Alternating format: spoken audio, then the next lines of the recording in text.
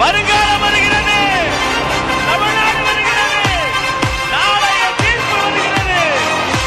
இதோ வெற்றி தலைவரின் தலைமை உரை.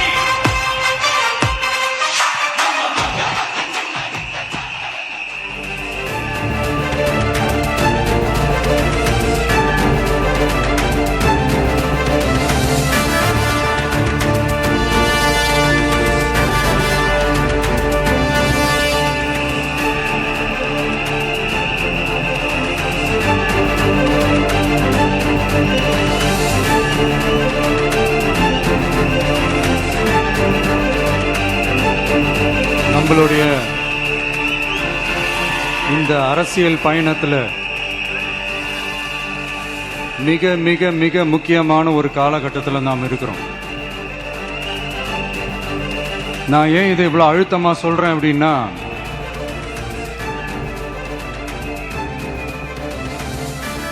ஏதோ அழுத்தம் இருக்குமோன்னு நினைக்கிறீங்களோ? அழுத்தமா நமக்கா?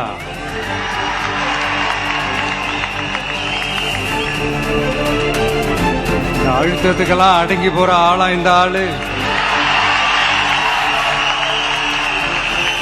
இந்த மூஞ்சா பார்த்தா அப்படியா தெரியுது உங்களுக்கு?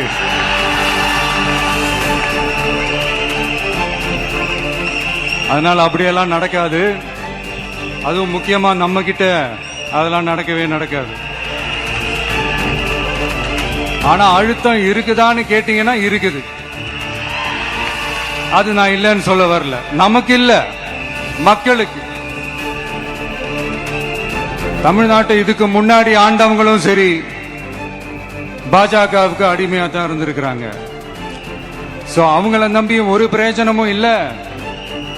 இப்ப ஆண்டுகிட்டு இருக்கிற இந்த திமுக அரசாச்சும் நமக்கு ஏதாவது செய்வாங்கன்னு பார்த்தா இவங்களும் அவங்கள மாதிரியே தான். இன்னும் சொல்ல போனா ஒரு படி மேல, இன்னும் மோசம். அவங்களாச்சும் நேரடியா சரண்டர் ஆகி இருப்பாங்க, இவங்க மறைமுகமா சரண்டர் ஆகி இருக்கிறாங்க. அவ்வளவுதான் வித்தியாசம். அதனால நீங்க பாத்தீங்கன்னா அவங்களோட அந்த வேஷம் கலைஞ்சிடக்கூடாதுன்றதுக்காக இந்த கலர் கலரா கவர்ச்சிகரமான இந்த அறிவிப்புகளை வெளியிடுறாங்க. நோட்டீஸ் பண்ணிருப்பீங்கன்னு நினைக்கிறேன்.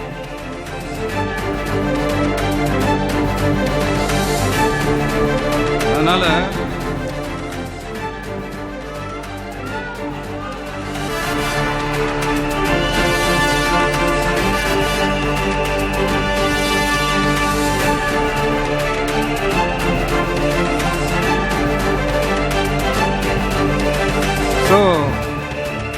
இவங்க எல்லாரும் இப்படியே இருக்கிறாங்களே, நமக்காக உண்மையா உழைக்கிறதுக்கு யாராச்சும் வந்துட மாட்டாங்களா அப்படின்னு மக்கள் ஒரு விதமான அதை வெளியில சொல்ல முடியாத ஒரு அழுத்தத்தில் இருக்கிற நேரம் இது.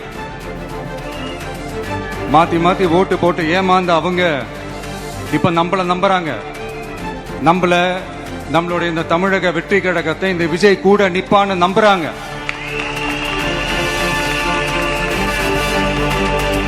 நம்மள நம்புறவங்களுக்காக நாம நம்பிக்கையோடு இருக்கணும்ல.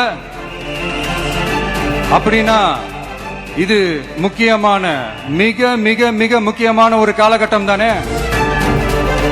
அதனாலதான் அவ்வளவு அழுத்தமா நான் சொன்னேன். இந்த தேர்தல், இந்த கூட்டணி, இதெல்லாம் பத்தி நிறைய இந்த ஹேஷியங்கள் ஜோஷியங்கள் எல்லாம் நடந்துகிட்டு இருக்கு இல்லையா?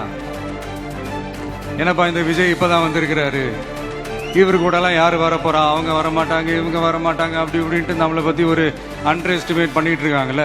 அதுனா நமக்கு புதுசா என்ன? 30 வருஷமா நம்மள அண்டர் எஸ்டிமேட் பண்ணிட்டு தான் இருக்கிறாங்க. ஆனா மக்கள் கரெக்டா நம்மள எஸ்டிமேட் பண்ணி ரொம்ப அழகா, ரொம்ப அக்கறையா, ரொம்ப தெளிவா, ரொம்ப தீர்க்கமா நமக்குன்னு ஒரு இடத்தை கொடுத்திருக்கிறாங்கல்ல. எப்படி? என் கேரியரின் உச்சமான ஒரு இடத்தை கொடுத்திருக்கிறாங்கல்ல. அதை இந்த நாடே பார்த்துக்கிட்டு இருக்குல்ல. ஏன் அப்படி எனக்கு அந்த இடத்தை கொடுக்கணும்? ஏன்னா இந்த விஜய் நம்ம பிள்ளையாச்சே, நம்ம அண்ணனாச்சே, நம்ம தம்பியாச்சேன்னு சொல்லி அவங்க மனசுல அப்படி தோணுது. அதனாலதான் நமக்கு அப்படி ஒரு இடத்தை கொடுத்து உள்ளன்போடு அள்ளி நம்மள அரவணைச்சுக்கிட்டு இருக்கிறாங்க.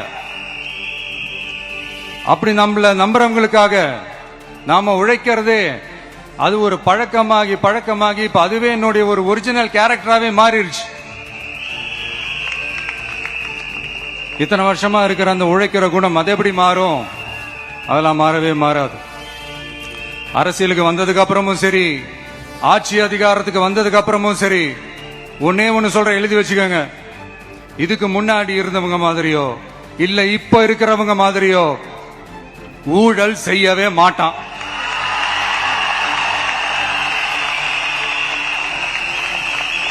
ஒரு பைசா தொட மாட்டான். எனக்கு அது அவசியமே இல்லை. புரியுதுங்களா உங்களுக்கு?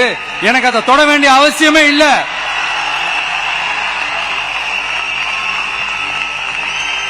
ஒரு துளி ஊழல் கரை கூட படியவே படியாது, படியவும் விட மாட்டான். நீங்க கேட்கலாம், இது என்ன சினிமாவா? இது என்ன முதல்வன் படமா? ஒரே நாள்ல வந்து இவர் எல்லாத்தையும் கிளீன் பண்ணிடுவாரான்னு நீங்க கேட்கலாம். ஓகே, பிராக்டிகலா அது பாசிபிள் இல்லதான். But it is a process, right? It is a process. இப்படி எதுக்குமே ஆசைப்படாத ஒருத்தன் அரசியலுக்கு வரான் அப்படின்னா, அவன் கண்ணு முன்னாடி ஏதாவது ஒரு தப்பு நடக்குது அப்படின்னா, அவன் கண்ணு முன்னாடி ஏதாவது இந்த மாதிரி ஒரு ஊழல் நடக்குது அப்படின்னா, அதை பார்த்துக்கிட்டு அவன் சும்மா இருப்பான்னு நினைக்கிறீங்க?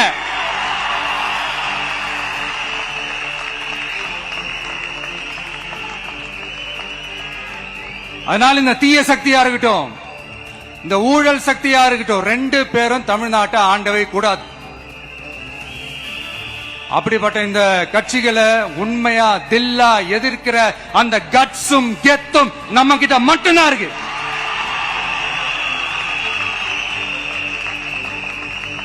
அதனால நீங்க என்ன சூழ்ச்சி நம்ம மேல பண்ணாலும், என்ன அழுத்தம் நீங்க கொடுத்தாலும், இந்த அடங்கி போறதுக்கோ, இந்த அண்டி பொழைக்கிறதுக்கோ, இல்ல இந்த அடிமையா இருக்கிறதுக்கால நம்ம அரசியலுக்கு வரல. என் மண்ணுக்கும் மக்களுக்கும் யார் என்ன தீங்கு செஞ்சாலும் அதை எதிர்த்து அவங்க கிட்ட இருந்து நம்ம மக்களை பாதுகாக்கிறதுக்காக தான் நம்ம அரசியலுக்கே வந்திருக்கிறோம். அண்ட் முக்கியமா தோழர்களே, மக்களுக்கு என் மேல மட்டும் நம்பிக்கை இருந்தா அது பத்தாது. என் கூட டிராவல் பண்ற என்னோட எல்லா தோழர்கள்கிட்ட அந்த நம்பிக்கை வரணும்.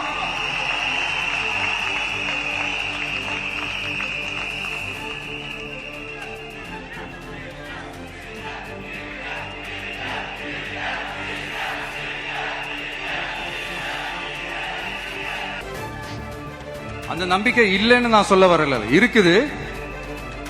ஆனா அதை தொடர்ந்து இருக்கிற மாதிரி நீங்க எல்லாம் நடந்துக்கணும். தப்பு பண்ண யாரா இருந்தாலும் தப்பிக்கவே முடியாதுன்ற அந்த ஒரு பயம் இருக்கணும். எல்லாரும் உங்களை தான் கேட்கிறேன், எல்லாரும் உண்மையா உழைப்பீங்கல்ல?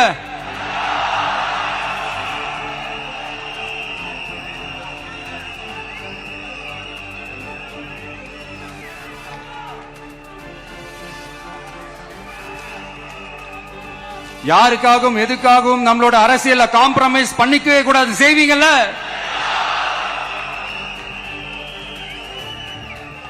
அண்ட் தயவு செஞ்சு எல்லாரும் கொஞ்சம் ஒற்றுமையா இருந்து சேர்ந்து உழைச்சி ஜெயிப்பீங்கல்ல? சரி, நமக்காக நம்ம மக்கள் கண்டிப்பா ஓட்டு போட்டு ஜெயிக்க வைப்பாங்க, அதுல எந்த மாற்று கருத்துமே கிடையாது. அப்படி ஜெயிக்கிறதுக்காக நாம் என்ன செய்ய போறோம்?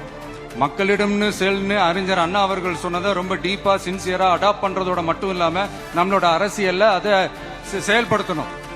அதுதான் முக்கியம். ஏன்னா இப்ப அரசியல் இருக்கிறவங்க அண்ணாவை மறந்துட்டாங்க. அண்ணா ஆரம்பிச்ச கட்சியும் அண்ணாவை மறந்து சுயநலமா மாதிரி பல வருஷம் ஆச்சு. அண்ணா பேர்ல இருக்கிற கட்சியும் அவரை மறந்து பல வருஷம் ஆச்சு. ஆனா நாம அவரை மறந்துடக்கூடாது. மக்கள் கிட்ட போகணும், மக்களோட மக்களாவே இருக்கணும், மக்களுக்காகவே இருக்கணும். அதுக்காக நாம என்ன செய்ய போறோம், என்னெல்லாம் செய்ய போறோம், அதுக்காக தான் இந்த மீட்டிங். ஆரம்பிக்கலாமா? இந்த ரெண்டு கட்சிகள், ஆண்ட கட்சியா இருக்கட்டும், இப்ப ஆள்ற கட்சியா இருக்கட்டும், அவங்கள பொறுத்த வரைக்கும் பூத்துனா என்ன தெரியும்ல? அவங்கள பொறுத்த வரைக்கும் பூத்துனா கள்ள ஓட்டு போடுற இடம். ஆனா நமக்கு, நம்ம டிவிகேக்கு அது ஒரு ஜனநாயக கூடம். அங்க ஜனநாயகம் திருடுறாம நம்ம பாத்துக்கணும். ஒவ்வொரு ஓட்டையும் நம்ம பாதுகாக்கணும். எப்படி பாதுகாக்கிறது? ஒவ்வொரு வீட்டில் இருக்கிற ஒவ்வொரு ஓட்டும் நமக்கு தானே ஃபர்ஸ்ட் கன்ஃபார்ம் பண்ணுங்க. எனக்கு தெரிஞ்சு தமிழ்நாட்டில் ஒரு 2.25 கோடி ரேஷன் கார்டுகள் இருக்கும்னு நினைக்கிறேன். அவங்க எல்லாரும் வேற வேற எந்தெந்த கட்சியில இருந்தாலும் கட்சி வேறுபாடு எல்லாத்தையும் தாண்டி இந்த விஜய் அவங்க வீட்டுல ஒருத்தனா வாழ்ந்துட்டு இருக்கான். அவங்க என்ன அவங்க குடும்பத்துல ஒருத்தனா பாத்துக்கிட்டு இருக்கிறாங்க. அதனால இந்த கட்சி கிச்சி எல்லாத்தையும் தாண்டி இந்த விஜய் கூட கூட நிக்கணும்னு முடிவு பண்ணிட்டாங்க. அதனால அப்படி முடிவு பண்ண அவங்கள பாதுகாப்பா பூத்துக்கு கூட்டிட்டு வாங்க. நம்மளோட இந்த விசில் சின்னத்துக்கு ஓட்டு போட வைங்க.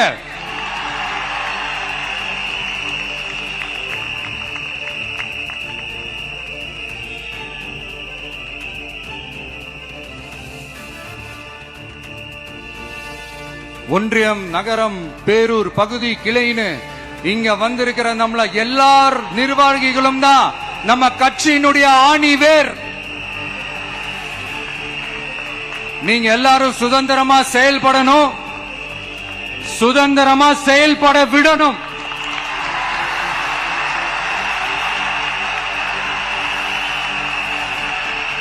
நீங்க ஒவ்வொருத்தரும் எனக்கு முக்கியம்.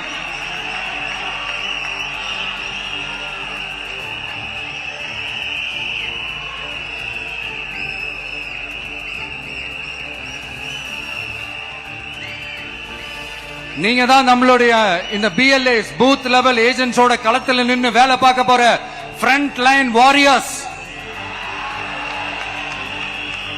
இப்ப நடக்க போறது வெறும் எலெக்ஷன் கிடையாது, இது ஒரு ஜனநாயக போர். இந்த டெமோக்ராட்டிக் பேட்டில லீட் பண்ண போற கமாண்டர்ஸ் நீங்க தான்.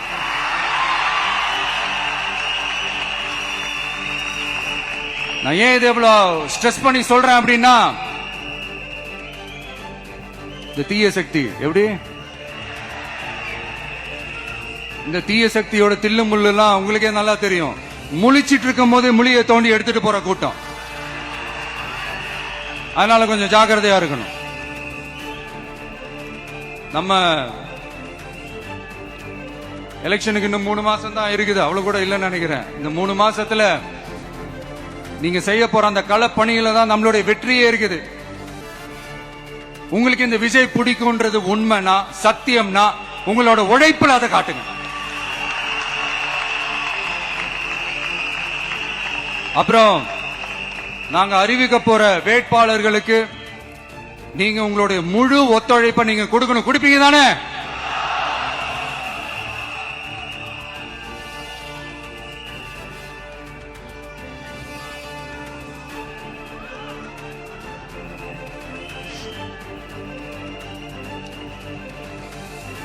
உங்க எல்லாரையும் ஒரு எனர்ஜைஸ் பண்ற மாதிரி உண்மையா நடந்த ஒரு கதை ஒண்ணு சொல்றேன்.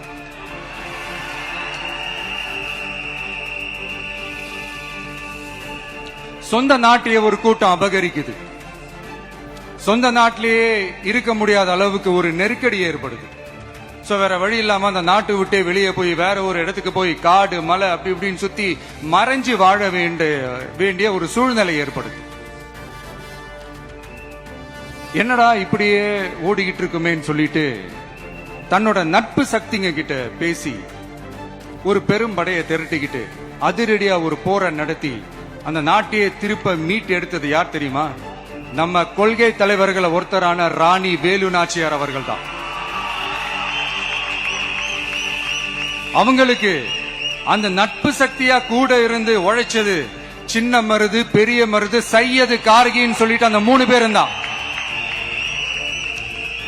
ஆங்கிலேயர் படை, ஆற்காட்டு படை மாதிரி அந்த 2 பெரும் படையை அடிச்சு துவம்சம் பண்ணிட்டு அந்த நாட்டையை திருப்பி மீட்டு எடுத்தது வேலு நாச்சியார். அன்னைக்கு இருந்த ஆங்கிலேயர் படை, ஆற்காட்டு படை மாதிரி இன்னைக்கு என்னென்ன படை இருக்குதுன்னு உங்க எல்லாருக்குமே நல்லா தெரியும். அதனால அந்த 2 படை மட்டும் இல்ல, இன்னும் எத்தனை படை வந்தாலும் எதிர்த்து நின்று ஃபேஸ் பண்றதுக்கு ஒரு நல்ல தலைமையும் இத்தனை சக்திகள் என் கூட இருக்கும் போது, இத்தனை சின்ன மருது, இத்தனை பெரிய மருது, இத்தனை சையது கார்கிகள் என் கூட இருக்கும் போது நம்ம நாட்டை நம்மளால மீட்டெடுக்க முடியாதா?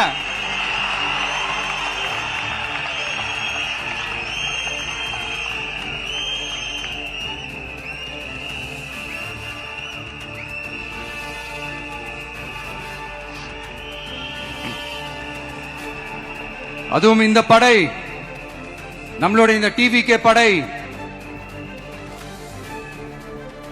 நட்பு சக்தி இருந்தாலும் இல்லனாலும் தனியாவும் நின்னு கெத்தா ஜெயிக்கிற அளவுக்கு ஒரு மிகப்பெரிய படை. அதுலயும் ரொம்ப முக்கியமா இன்னைக்கு இந்த கூட்டத்துக்கு வரலனாலும் நான் அந்த போர்ல நடந்த அந்த கதை மாதிரி கட்ஸான குயில்கள் நிறைந்த பெண்கள் படையும் நம்மளோட இருக்கிறாங்க. அந்த பெண்கள் படைய பார்த்துதான் அரசியல் அரங்கமே அதிர்ந்து போயிருக்குது. அதனால எல்லாரும் ஒரு நிமிஷம் எனக்காக எந்திரிச்சு நில்லுங்களேன் ப்ளீஸ். நான் சொல்றதை கொஞ்சம் ரிப்பீட் பண்ணுங்க. இந்த 2026 சட்டமன்ற தேர்தல்ல நாம எல்லாரும் உண்மையாக உழைப்போம், சத்தியமாக உழைப்போம், உறுதியாக உழைப்போம், ஒற்றுமையாக உழைப்போம்.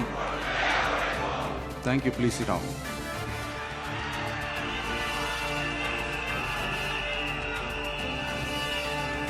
உங்களோட இந்த வார்த்தையை நான் மனப்பூர்வமா நம்புறேன். நான் ஏற்கனவே சொன்ன மாதிரி இந்த வரப்போற தேர்தல் இதுவரைக்கும் தமிழ்நாடு பார்த்திராத ஒரு வித்தியாசமான தேர்தல். நம்மளுடைய படை வரிசையும் அப்படிதான், ஒரு பவர் பேக்ட் ஃபோர்ஸ். இவ்வளவு நாள் இதை நாம மட்டும் தான் சொல்லிக்கிட்டு இருந்தோம். இப்ப கொஞ்சம் கொஞ்சமா அதை வெளியில சொல்ல ஆரம்பிக்கிறாங்க. என்னடா இந்த விஜய் கூட இருக்கிற போர்ஸ பார்த்தா சாதாரண போர்ஸ் மாதிரி தெரியல, மிலிட்டரியோட பெரிய போர்ஸா இருக்குது, வரப்போற எலெக்ஷனை கணிக்கவே முடியல, அப்படி இப்படின்னு சில குரல்கள்லாம் கேட்க ஆரம்பிக்குது. கணிக்கவே முடியலன்னு அவங்க வேணா சொல்லலாம், ஆனா மக்கள் ஆல்ரெடி கணிச்சு முடிச்சுட்டாங்க. அவங்க மனசை நல்லா புரிஞ்சு வச்சிருக்கிற நமக்கு அது நல்லாவே தெரியும். அதனால இந்த எலெக்ஷன் ரிசல்ட்டுக்கு அப்புறம் இந்த தீய சக்தி கிட்ட இருந்தோம், இந்த ஊழல்வாத அடிமை சக்தி கிட்ட இருந்தோம் தமிழ்நாட்டை மீட்டுட்டோம்னு உறுதியா அறிவிப்போம். அதுல என்ன மாற்று கருத்து கிடையாது. அதனால என் நெஞ்சில் குடியிருக்கும் தோழர்களே, தோழிகளே, உங்களோட நான் இருக்கேன், நம்மளோட நம்ம மக்கள் இருக்கிறாங்க. இதுக்கு மேல என்ன வேணும்?